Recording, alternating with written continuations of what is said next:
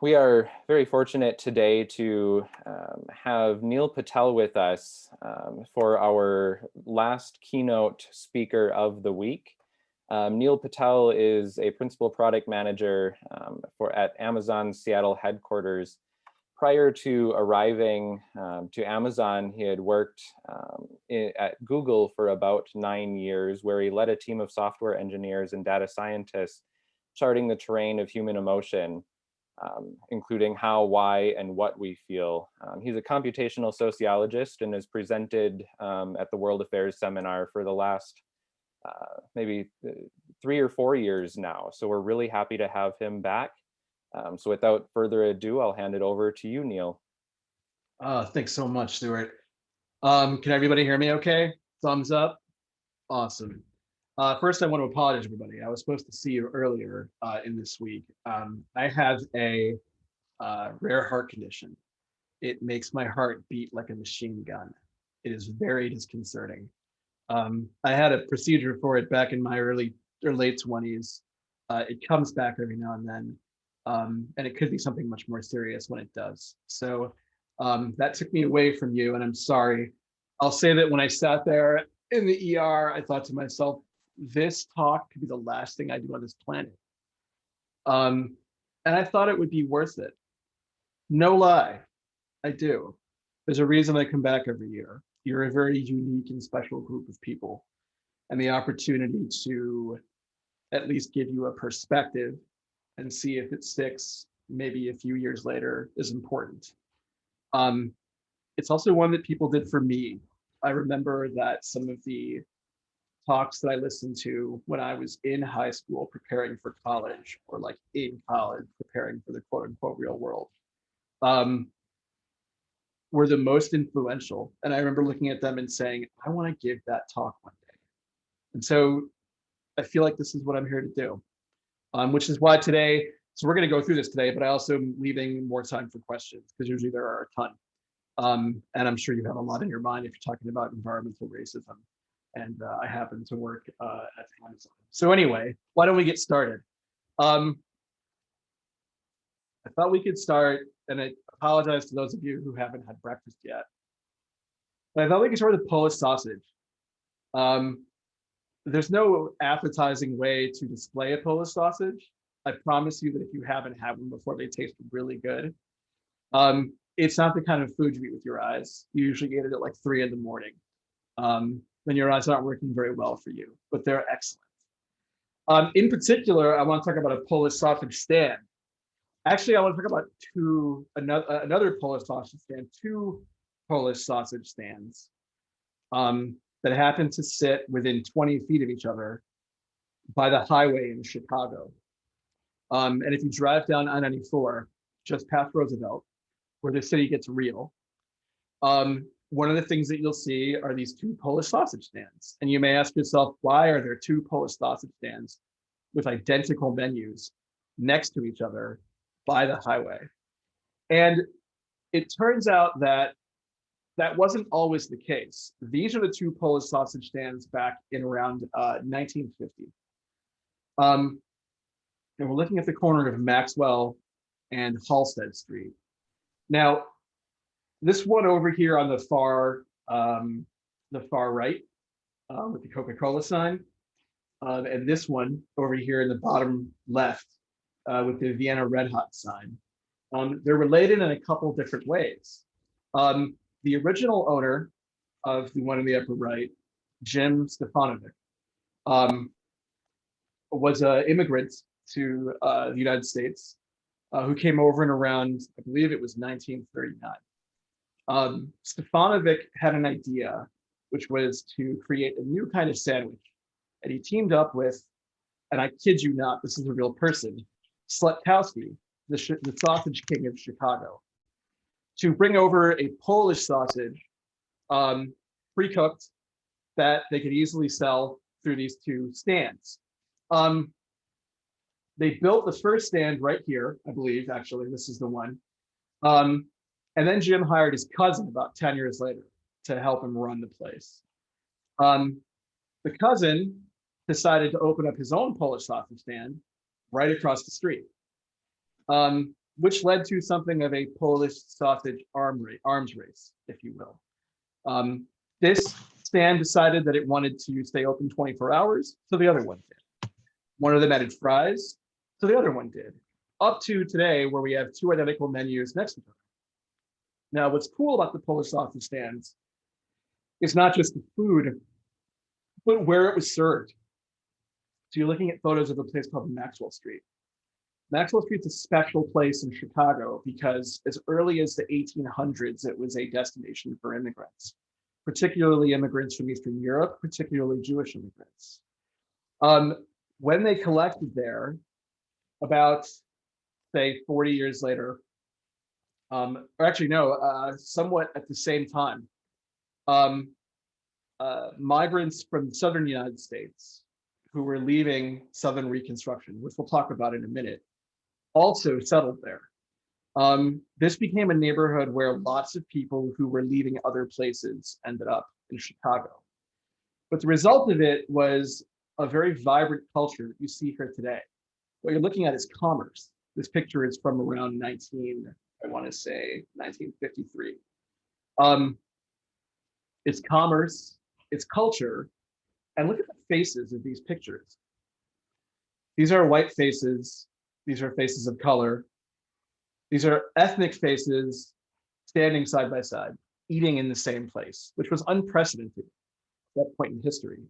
Part of the reason that the stand was an outside stand was to avoid legal repercussions of serving people of different ethnicities in a time of segregation.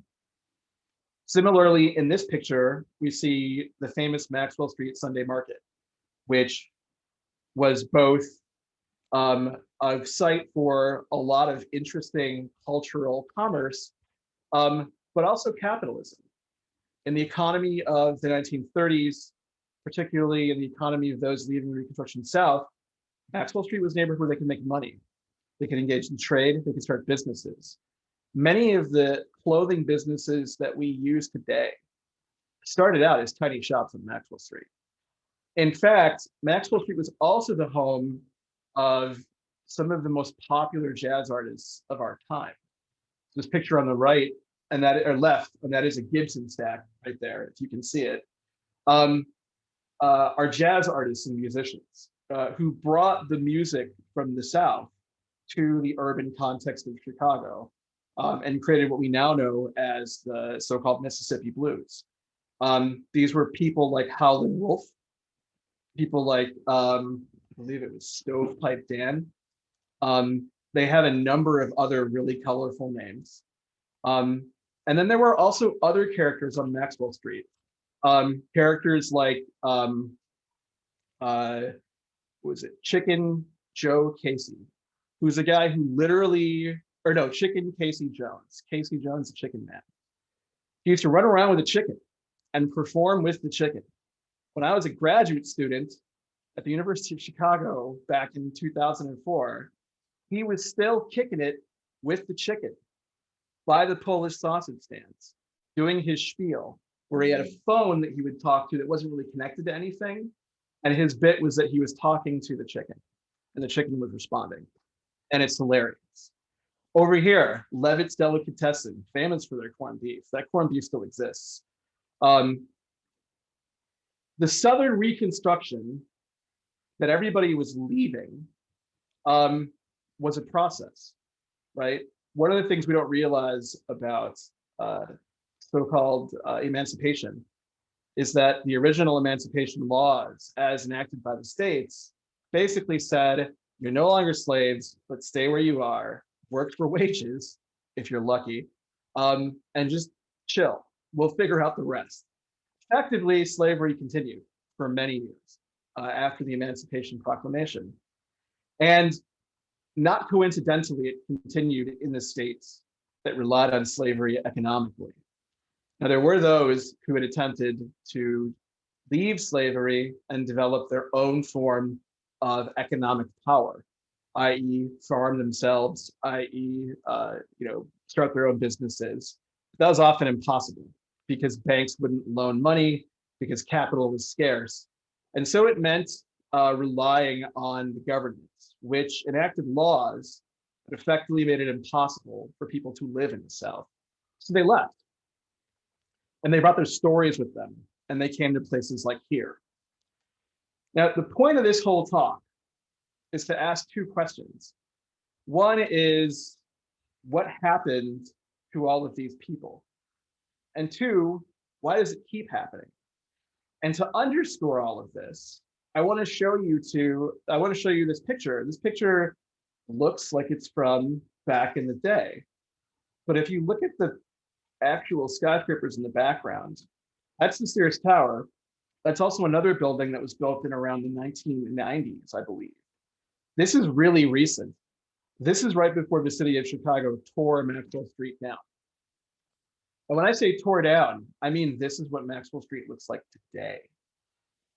The people in these pictures, the musicians, the people who have stalls, people selling, today they're statues.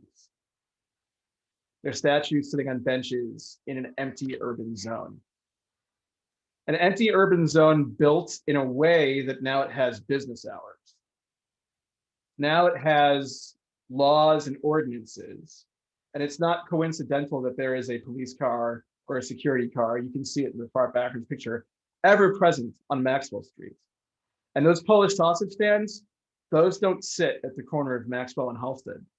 Those were relocated to the adjacent highway by I-94. And the reason for that is because those Polish sausage stands were connected to the people who used to live in this community. Compare these two pictures. This is the same street. One of them is in the heyday of Maxwell Street.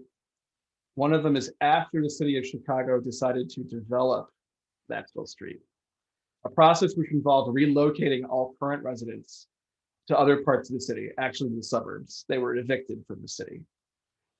Second, a process of buying and transforming all of these historic buildings into businesses, not businesses that operate at human scale or in the street where people are, but businesses that operate according to a very strict set of rules. There is a time when you are allowed to be on Maxwell Street now, and a time where being on Maxwell Street is a form of loitering.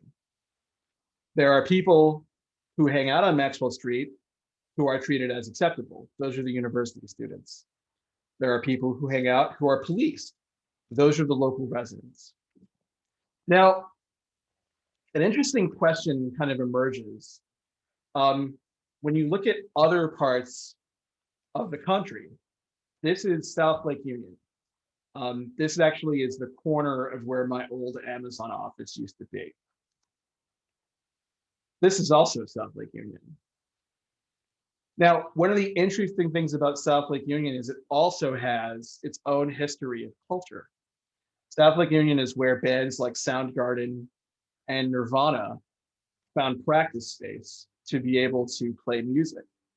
There's a guitar center recently torn down to become the Facebook headquarters. Yay. Where the members of Soundgarden bought some of their first guitars. There's even a rumor that somewhere in the back is a guitar owned by Jimi Hendrix. I don't know where it is now. But that building, it had history. It actually became where you see the McKay Ford right now. And that history is now gone. This building is restricted to those who have access to it. And nothing operates at human scale outside of this building. There are no stands, there are no people. This isn't a place meant for people. Also, I think that in the lower left of this picture, that's like my car, which is strange. But anyway, the question I want to ask today is what happened? What happened in South Lake Union and what happened at Maxwell Street? Why did development mean that one group of people had to leave and another group of people had to move in? And why does it continue to happen? Well, if you begin to look back, this isn't anything new. The people who were leaving Southern Reconstruction were leaving because laws were enacted that made them have to leave. Now, that has a history in the United States in particular. This is a map of Georgia. circa 1830. You see in the upper left that there, in addition to all these various counties, there is so-called Cherokee Indian Territory. This is territory ceded to the indigenous people who lived throughout Georgia through a treaty that was signed in 1835. Now, at this time, they had lived here as these are the last borders left between Cherokee country and the rest of Georgia. A range of mountains, right? This is the southern tip of the Appalachians, I believe. Or the Smoky Mountains, I forget which one. I think it's the Smoky Mountains, whatever. I'm not a geographer, I'm a sociologist. This range of mountains made it very hard for people to move into this territory. And so it remained in the possession of the Cherokee for a very long period of time. The Cherokee Nation saw the writing on the wall. It realized that it needed to both A, develop a written language, B, develop legal representation, and C, define itself as a sovereign nation in the way in which other types of sovereign nations had for doing business with the United States. That was all well and good, but unfortunately abrogated by the Relocation Act or by the Indian Removal Act, signed into law. And it indicated that there would be country prepared for Indians, quote unquote, to the west of Missouri and Arkansas. Today we know it as Oklahoma. And while this was going on, it isn't as if the Cherokee Nation took it lying down. There was tremendous activism in and around the 1830s. This is a pamphlet. Just to read this for a second. The treatment of our general government towards the Indians within our limits is a subject of high importance. It deeply involves the character of the United States and tells much of our future prospects as a nation. Institutions based on moral principles can be sustained little longer than those principles are preserved uncorrupted. Hence, every act of the president or the administration, which is a departure from a course of rectitude and good faith, is pregnant with danger. If it receive the countenance of the people, it argues decay in the foundation which supports our civil liberties. In other words, if people like this, something's wrong with our commitments to our Constitution. If not sustained, it still has a corrupting influence by calling into action the worst passions and principles in its defense. In other words, if we don't do something about this, then the next step is for us to conscript people from our own country to carry out the removal. And that this is wrong, not only in and of itself, but damaging to a democracy that prides itself on life, liberty, and freedom for everybody, as well as the ownership of property.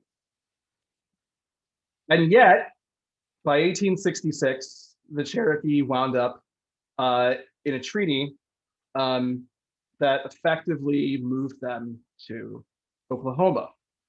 Interestingly, in that treaty, it was argued that anyone living in these territories who is either Cherokee or their descendants shall have all of the rights of Native Cherokees. That includes, by the way, Black Americans who were part of the Cherokee Nation. The Cherokee liberated many Black Americans from slavery, who then joined the Cherokee Nation and were part of it. This is interesting to observe in the context of the Tulsa Massacre, because at a certain point in US history, those Black Americans, some Cherokee, some not, in Oklahoma, decided again to create commerce, to create a culture and a city. Today we know it as Black Wall Street. And then for reasons that we don't have time to go into today, but that should be obvious, at a certain point, the government of Oklahoma destroyed that city and massacred some 300 people within it, and razed it to the entire ground. We know that now as the Tulsa Massacre. Here again, we have the same issue, which is that there are legal bounds that guarantee all of us the ability to live in physical space. Things flourish for a period of time, or they don't. And then at some point it becomes legal, or it becomes okay, to physically remove everybody from their land. That not only occurred in the context of the American genocide of its indigenous people, but it also occurs in cities in a different way. And I guess the question becomes why? And the answer has to do with how you look at cities. So this is an example of a chart. So what is a city? The earliest answer comes in around 1914, as far as Western academia goes in sociology. And it comes from people who, living in Chicago, decided that it would be interesting to look at the city and how it's growing. And there was a great deal of concern. The concern was on the part of wealthy landowners and elites, which was that Chicago was becoming too ethnic, that Chicago was becoming something different than the industrial engine that it was intended to be, and that this was a problem. So sociologists, to their credit, decided to sit down and take a look at the city to understand how it grows and what it is. Now, there's a casual racism in this chart that we'll talk about in a second. But the basic idea behind this chart is a process wherein people move to areas. Areas that exist because they are located in adjacency to resources.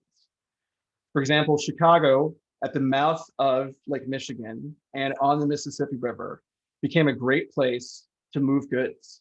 It also became a hub for all the railroads passing from east to west. It's made Chicago a very powerful place to build industry.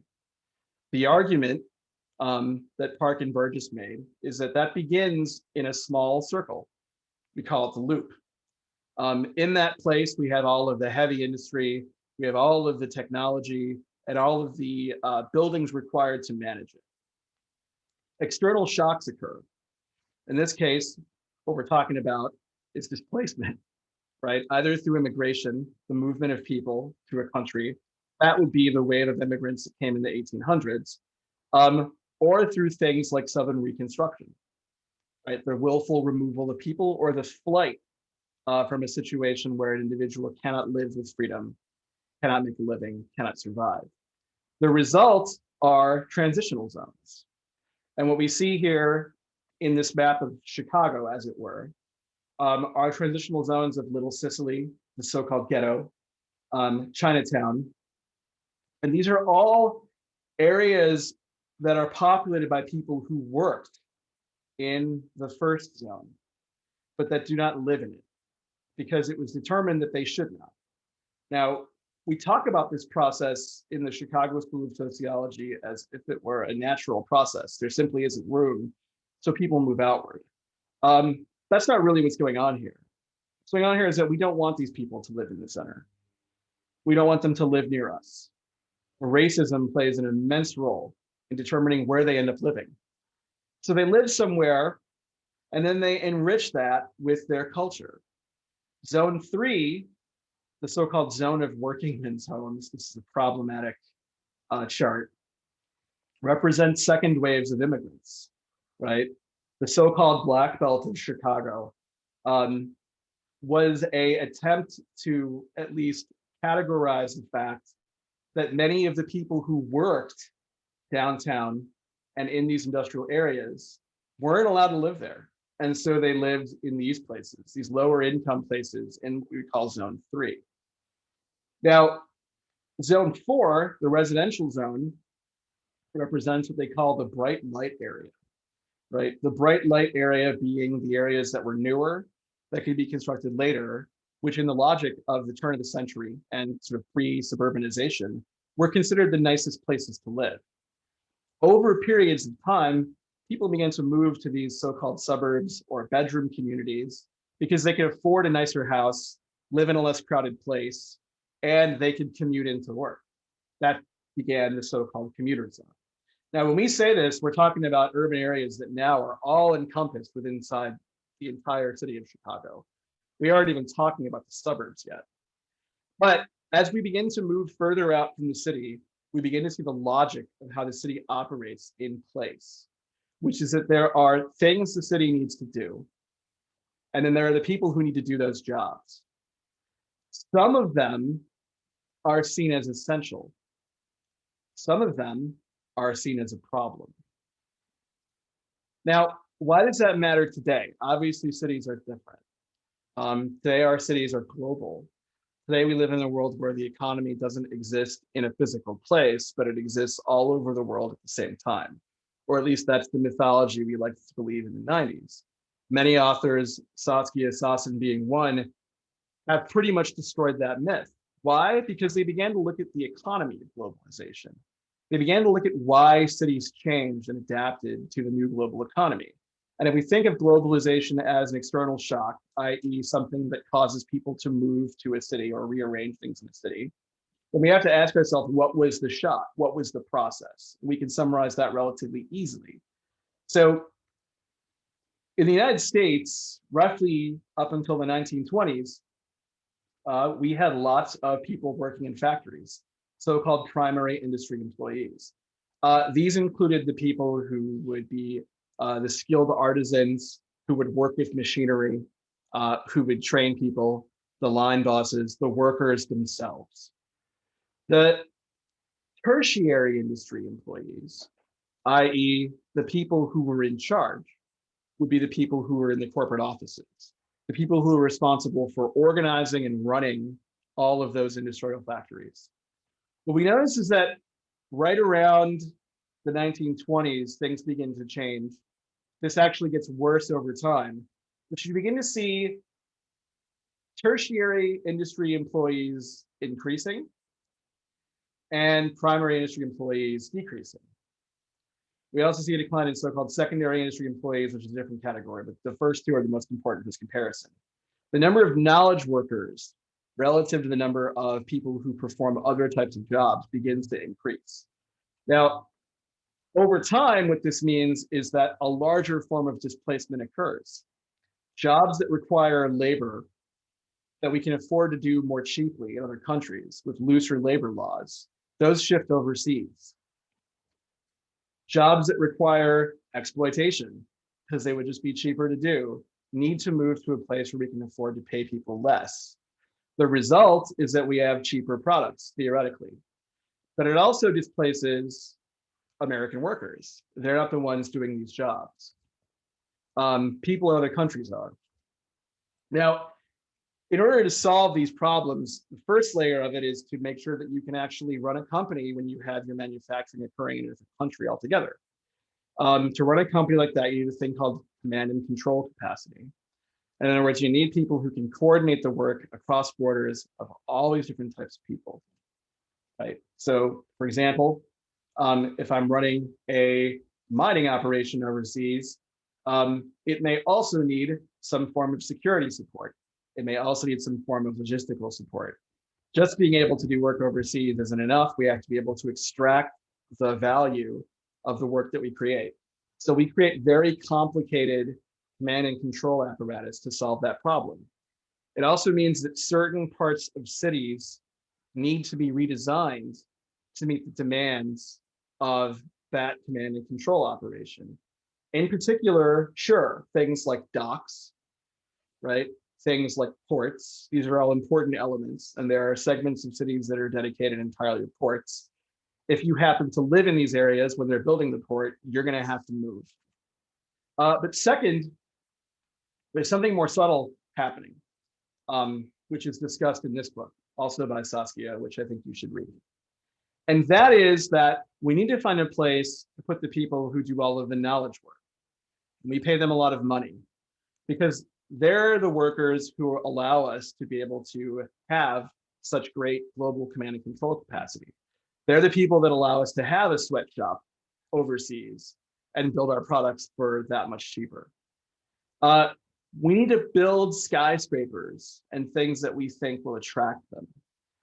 We also need to figure out, well, I'll put it this way, we need to build those. We also need to build what we call bright lights areas, like we saw in that earlier chart.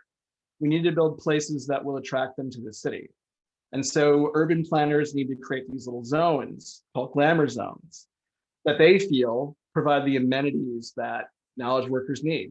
They're located near universities because universities generate talent. They're located near waterfronts because waterfronts are nice. Now, there's a problem, which is that even in these cities, There's work to be done, not just the work of the knowledge workers, but the work of the people who deliver food, the people who move boxes, the people who transport goods, the people who are doing custodial work, the people who are also walking dogs so that someone can afford to spend 96 hours a week in their job, the people who are doing domestic labor. Usually it happens off the books. And it also turns out that in cities, we have other resources as well. We have fiber optic networks.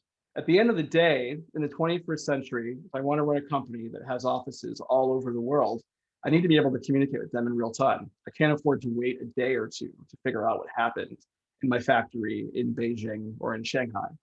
So cities, because of the Cold War, have tons and tons of fiber optic networks that we use to be able to execute command and control capacity. That means that we can't do this anywhere else. We have to do this in cities.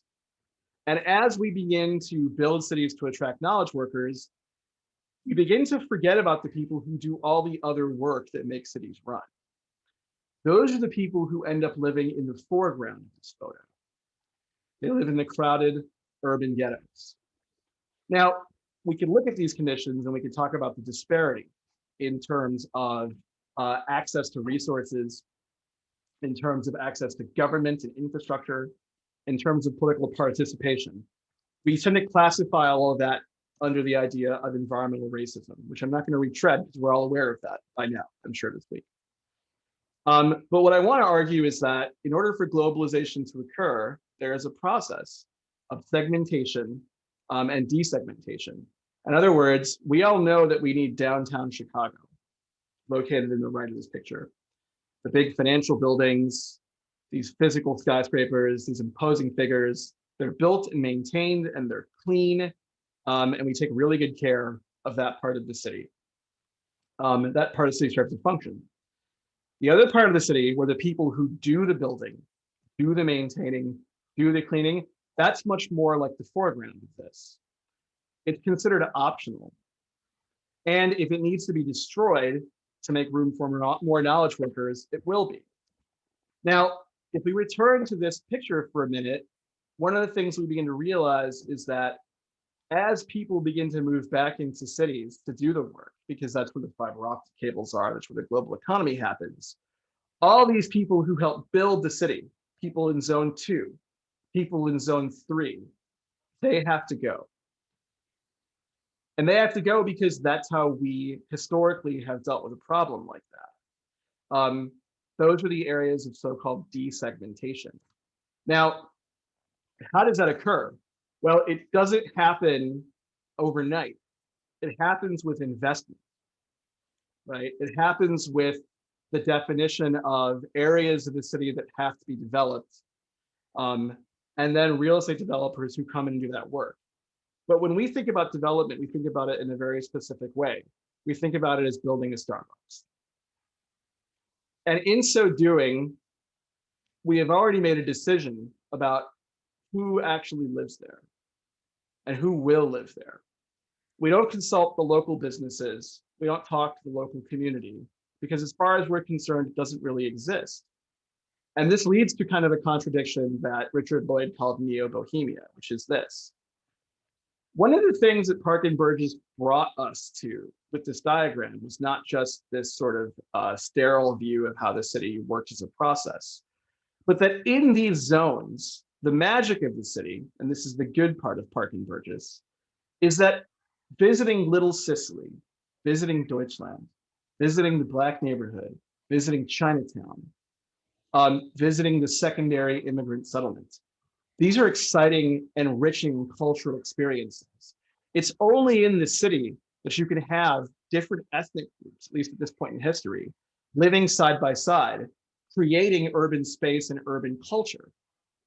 It isn't a coincidence, by the way, that the work of people like the musicians on Maxwell Street is culturally definitional today. It brought us one of America's most sacred art forms, jazz and the blues, one of the most unique art forms that America has contributed to the rest of the world, along with hip hop. Both of those art forms came from people who lived in these belts. which means that when we cram people into urban space, when the city forgets about them, they don't forget about themselves. They create culture, they live, and they thrive. And when they do that, they give places meaning. Now, that meaning is very profitable, right? We see an example of that in Maxwell Street. So people hang out in these alleys, they do informal shows. Eventually, someone comes along. In the case of Maxwell Street, it would have been a white record label owner, and they would have said, wow, we can sell this. And so they pick up this cultural authenticity that is born in these pocket regions of the city, and they market it, and they sell this back to us as a form of music, as a form of cultural production. This is what neo-bohemia is, that the culture that emerges from places that are about to be gentrified. The reason that they become desirable and attractive places to live for people like me, for knowledge workers, for tech workers, for many of us for the future, is because they present unique culture to us. And the question that I think is interesting is why that culture doesn't exist in these downtown spaces, right? Why doesn't it exist in places like the new South Lake Union or the new Maxwell Street? And that has to do with a conflict, what we call the conflict of space versus the conflict of flows, the space of place versus the space of flows. And that's in this book by Manuel Castells, which I highly recommend reading. And the argument is that the place of space is the local space. It's the space that emerges in those little areas, these areas I talked about earlier, right? That culture is highly linked to a physical place. There's a larger culture, which is the culture of Starbucks. Every Starbucks you go into is the same everywhere in the world. It has to be because it solves the problem of delivering a particular experience for that company. What we don't take into account is the impact that has on the culture around us. A Starbucks is not like a space like this. It's not a space that's owned by anybody. It's not a space that creates or generates a form of culture. It simply exists. In a way, it borrows elements from culture, but it regurgitates them in a way that's commercially palatable, it's marketable, which means it has to be general and it has to be non-threatening. It's the functional cultural equivalent of, let's say,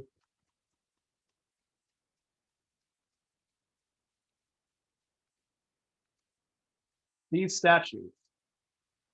There was a person here with a life, with a culture, with an experience. And we as human beings at some point recognized the value of that. And so we wanted to develop the area to attract more people to it. But in so doing, this person had to go. They were too poor, they were too ethnic, they were just in our way. But we packaged them up and offered them to you as a statue, as a simulation of the culture that they produced. Now, can we relate to the statue very much? No. Is this a fun neighborhood to hang out in? No, because we've removed all of the people that created that culture. We've made the assumption that that's going to exist after the people are gone. We've made the assumption that that's going to exist once we have erased their memory by erasing the very buildings that gave birth to their culture. Now, this isn't a new process. I've said it before. It goes back as far as the colonization of the United States, but its origin also has an interesting historical turn in France. So 1840 France, this is Napoleon's nephew. So we've already been through the Napoleonic Wars. We've been through the revolution. France is now building itself into a nation, an empire. Or it's been building itself an empire. It's figuring out itself as a nation. During the French Revolution, one of the things that sort of marks the French Revolution are these places where people met and hung out to actually plan the revolution. There were places like this in Paris. The Marché de Tampon, or however to pronounce it, I don't speak French very well. Someone please correct me.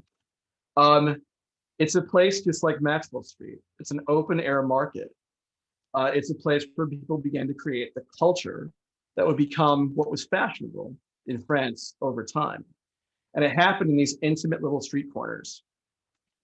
Alleys like this, right? That are actually physically beautiful, that remind us of canyons, that put us in contact with one another. that have all these beautiful architectural features I can't talk about now, but are conducive to community. This is where experiences like this happened in France in those days. Now, Napoleon III's problem was that he didn't like the idea of these boulevards and these little alleys existing. He saw it was dirty. They were described as disease infested. They were described as crowded. And so Napoleon hired someone named Haussmann, an architect, to boldly rebuild France with grand avenues that reflected its imperial majesty. And they created things like this, which look a lot like what happened to Maxwell Street. And one of the things that's missing from both of these pictures are buildings that operate at human scale, right? These are human scaled environments. These are places where people can walk up to stuff and interact with it. People feel that they belong there. These are houses that are, you can walk into. These are things that we can comprehend as human beings, human scale. The picture on the right, things happening at human scale.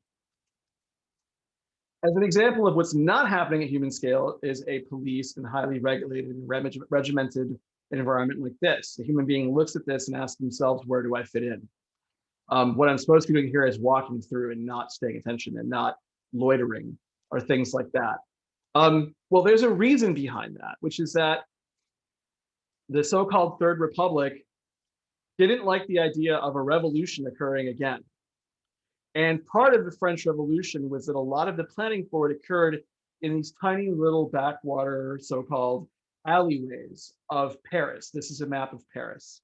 The parts in red were effectively the neighborhoods that they destroyed to create gigantic avenues like the ones that you saw in the previous slide. Effectively, they wanted to destabilize all of the neighborhoods where the planning for the revolution occurred. They were also the neighborhoods where all of the cultural production occurred and replace them with boulevards. And the reason for that was because there were 7 armed uprisings between 1838 and 1840 before Haussmann's project began. By 1853, Haussmann began, and Napoleon had said, I don't want to put up with any more rebellions or revolutions. I would much rather bulldoze all of these streets, remove them, and create boulevards. The beauty of that plan is that all of the human contact that occurred to create those uprisings became impossible. There's nowhere to hang out. Thus, it was a form of control. It's not honestly all that different from what happens in American urban areas during gentrification. A form of culture is created that exists at human scale. There are people in this picture. There are bikes, they're walking around, they're hanging, right? There are messages being transmitted here.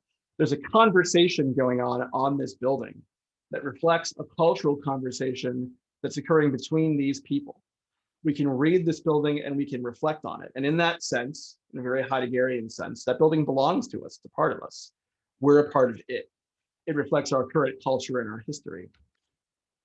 When so-called development occurs, buildings that existed at human scale that we had a relationship to, for example, this one in the lower left, get replaced by something that's trying to communicate a message that was designed for a marketed audience.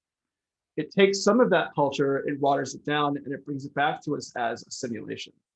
Studio 183 has a very particular image in mind of who it wants in the studio, who it's appealing to, who belongs, and who doesn't. And it's the same person who belongs in this building Lyric to the left in this photo here on the right, upper right. And it stands in stark opposition to whomever belongs in this tiny building in the middle, this building built at human scale, which we can all guess what its fate will be in only a matter of time. There will be an ordinance, there will be a complaint, there will be real estate developers who find reasons why this person needs to sell. And if they don't, we're going to make their life very, very difficult. This isn't an old tactic by the way. This repeats itself over and over again throughout American history. As I've mentioned, in 1942, under the pretext of national security, we xenophobically imprisoned Japanese Americans, US citizens, on the basis of their ancestry. That occurred in this country. And we all know the evil and the atrocity of that. But what we also don't realize is that while these people and their children were in jail, we began to buy all their stuff or steal it and then redistribute it. You can guess what happened to their neighborhoods. Those were transformed too. There's a process going on that continues to repeat itself. We make a decision about who belongs and who doesn't. And we execute as if that was how development occurs. When in fact, what all of these examples should show is that this is not an objective process development unfolding naturally as a result of the growth of the city, but a set of decisions that were made about who should belong and who doesn't. The logic of globalization, that knowledge workers belong and everyone else doesn't, is only the latest chapter in a longer history of displacement and commodification of urban life. The people who we don't want to live in a certain place go somewhere and create culture. That culture brings us a sense of authenticity, it produces value. Thus, we wish to market it. And in so doing, we have to take from them. Another mechanism that we use, that I spoke about last year, is civil forfeiture. Through the American drug war, if your house is in any way related to a drug crime, the government can have your house. It doesn't mean you don't have to sell drugs. You don't have to be the one who's responsible. But if someone they're investigating stays over as a friend, they could have your house. In fact, law enforcement took more stuff from people than burglars in 2014. And that's only increasing over time. This was a turning point. And what's really interesting is that 40% of us are okay with laws like that, or we just aren't aware of them. It's a process naturally unfolding until it hits us. And then our house is the one being possessed. Which brings me back to this building. What culture does this building produce? How do we interact with it? How is it contributing to the conversation? It's not. As you look at this building and look at some of the other places that we've looked at over the course of this talk, would you want to live here? Would you feel like you were a part of this place? Not many of us would. These are not situations or spaces where they expect you to go and sit on those benches and hang out, unless maybe you work in that building. But if you're from the local area, you're loitering. We can build great big monuments in places like Seattle that no one has access to, except under the conditions of those who built them. And this is how public space becomes unlivable. In fact, this is a perfect metaphor for the world in which we live and why gentrification occurs. Culture grows like plants, beautifully, in these spaces, in urban life. What we seek to do through development is to extract that value, place it in a glass dome, and then sell it to those who can afford to get access to it. Now, where does that leave spaces like this one in this picture? I would hypothesize that these are the ghettos of the future. No one's going to want to live here in 20 years. Long after companies are gone, long after the internet is what it is, 50 years from now, places like this are not going to seem like places human beings can live. There's nothing here in this picture that speaks to me as a person. There's no culture being produced here. That means these spaces will be kind of unusable to us in humanity. And the question becomes, who ends up living here after that? And is this the right way for us as a civilization to figure out how to both A, do the work of having a global economy, B, make benefit or take benefit from the culture that occurs than the people who participate in it. So it's a very open-ended question that unfortunately I meant to ask you all at the beginning of this week, before you've had all these conversations. But that's where I want to leave you, which is, how do we avoid the ghettos of the future? How do we create a relationship between the urban life that urban space creates and the people who want to enjoy it, in the context of a world where enjoying that culture often means extracting it from where it lives and then redoing it as a thing that we can sell. So with that, thank you all very much. I'll pause for questions.